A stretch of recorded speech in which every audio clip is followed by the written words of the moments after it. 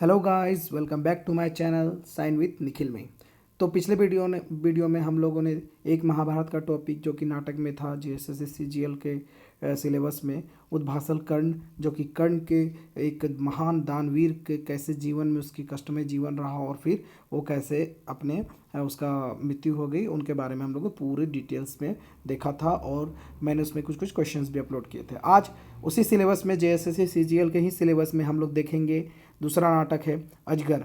ठीक है, तो ये नाटक बेसिकली आपका एक समाज में भ्रष्टाचार फैला हुआ समाज में, जो कि उच्च वर्ग के लोग कैसे निम्न वर्ग के लोगों को शोषित करते हैं, उसके बारे में ये पूरा नाटक आपको दिखाया गया है। तो आइए हम लोग पूरे इस नाटक को अच्छे से क्रिस्टल क्लियर में समझेंगे। और अगर वीडियो स्टार्ट करने से पहले और फिर टॉपिक को स्टार्ट करने से पहले मैं आप लोगों से यही रिक्वेस्ट करूंगा कि आप प्लीज़ मेरे इस चैनल को लाइक शेयर एंड सब्सक्राइब करें और अपने सपोर्ट दिखाएं। दोस्तों, अपना सपोर्ट दिखाएं और पढ़िए, मन लगा के पढ़िए, तो ताकि सक्सेस आपके कदम चूमेंगे। ठीक है, तो आइए हम लोग स्टार्ट करते हैं अजगर नाटक।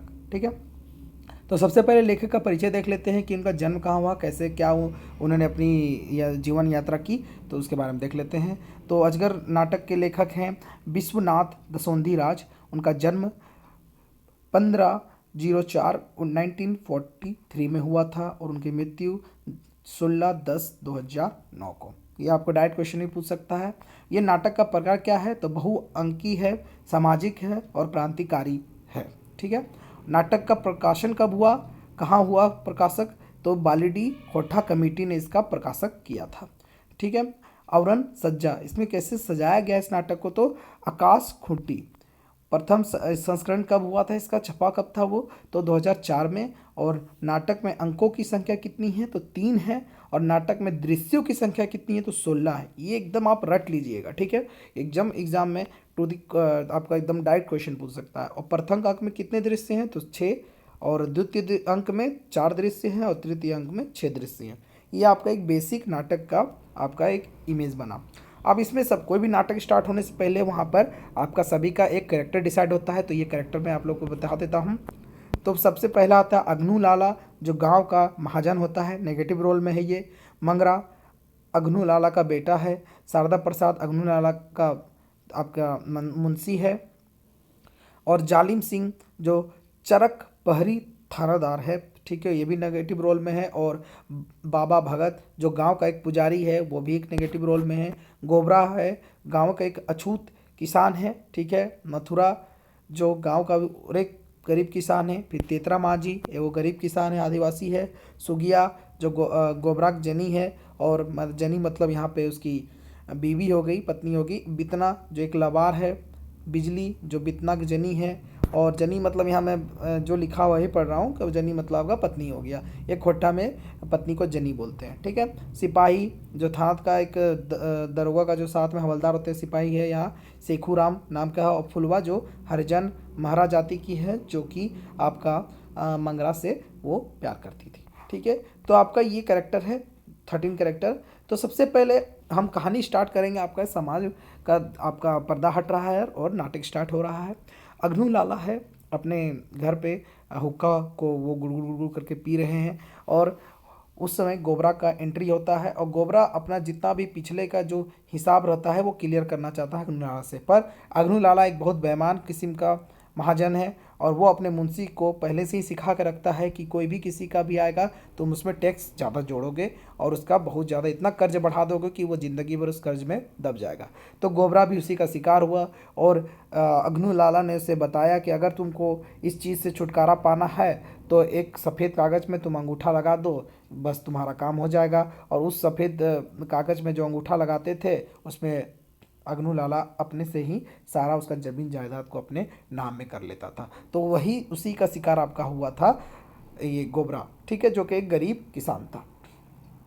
उसी प्रकार ये अपने पिताजी को देखा मंगरा ने कि वो इतने बुरा काम करते हैं, तो उसने उसका विरोध किया और अपने पिताजी का घर छोड़ दिया। तो बीच में क्या होता है कि उसके पिताजी को अग्नू लाला को पता चलता है कि गोबरा एक अछूत लड़की से, जो कि निम्न जाति की लड़की है फुलवा, उससे वो प्रेम करता है और उससे वो विवाह रचा लेता है। जिसके वजह से आपका अग्नू लाला अपने बेटे को घर से बेदखल कर देते हैं और बोलते हैं कि तुम आज के बाद मेरा पुत्र नहीं हो। ठीक है।